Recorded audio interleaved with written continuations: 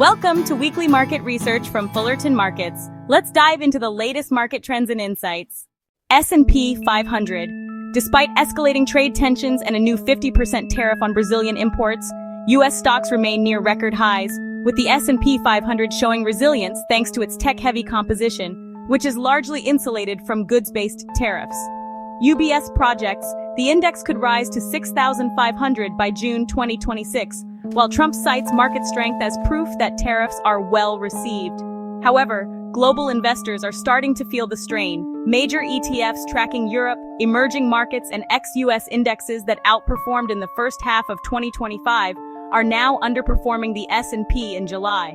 Goldman Sachs warns that U.S. stock valuations remain historically high compared to global peers, suggesting a renewed case for diversification. SPX USD on weekly chart. Many investors are now placing their investments, assets, and retirement funds in U.S. stocks. This reliance has driven several stocks and indices to all-time highs, especially during Trump's term in office. We expect this bullish trend to continue for an extended period. Bitcoin surged to a new all-time high of $118,872, up 4% on Friday, fueled by record inflows into Bitcoin ETFs $1.18 billion on Thursday alone. Ether also jumped 6%, reclaiming the $3,000 level, with ETF inflows hitting $383 million.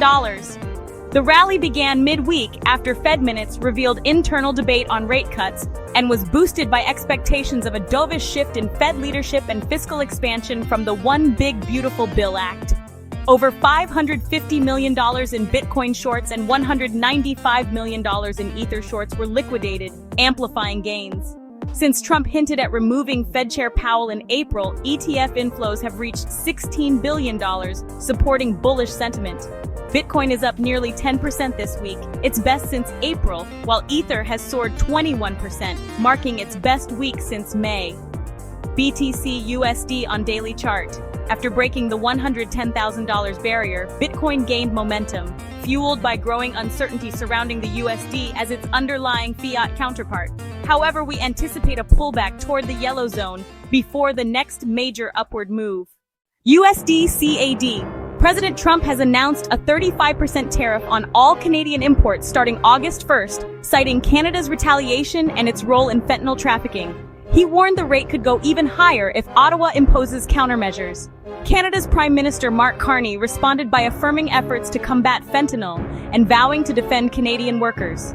This new tariff is separate from existing duties: 50% on steel, aluminium, and copper, 25% on autos, and 25% on other goods. Canada had previously imposed its own 25% counter tariffs on U.S. exports.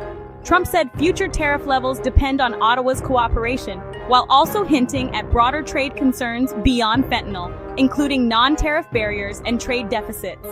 Total U.S.-Canada trade hit $762 billion in 2024, with a growing U.S. trade deficit. Trump also plans to raise blanket tariffs to 15-20% on most trade partners, up from 10%. USD CAD on daily chart. Pair has declined sharply since the beginning of the year, dropping 1,000 pips from 1.4700 to 1.3700. The downtrend appears to be losing momentum, and we are now watching the 1.3700 level for confirmation, whether it will break below or signal a potential continuation of the bearish trend.